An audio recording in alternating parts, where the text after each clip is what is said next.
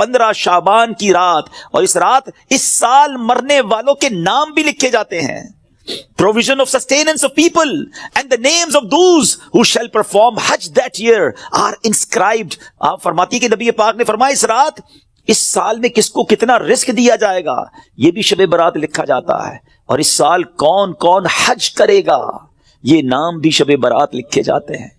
इतनी नाजुक रात है। The fourth night, night of Arfa, the night between the 8th and 9th of Dhul Hijjah until the अजान of फज्र, 8 और 9 Dhul Hijjah की दरमियान की रात, ये साल मरने वालों के नाम भी लिखे जाते हैं।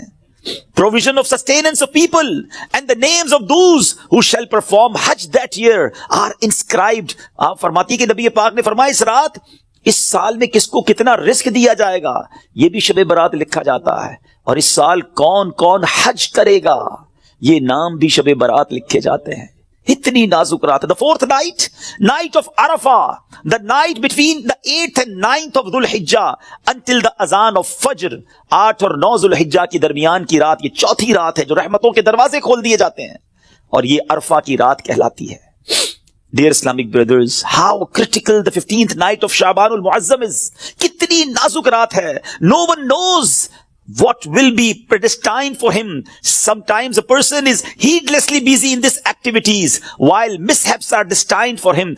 लोग गफलत में होते हैं, इन्हें पता ही नहीं होता कि उनके बारे में क्या लिखा जा रहा है। जरा गौर कीजिए, इट इज स्टेटेड इन गुनियतुत तालिबीन, ये वो किताब है जो सैयदी गौसे आजम रज़ी अल्लाह तआला से मंसूब है। गौसे पाक तहरीर फरमाते हैं The shrouds of many people are washed and prepared, but they are busy wandering around in the markets।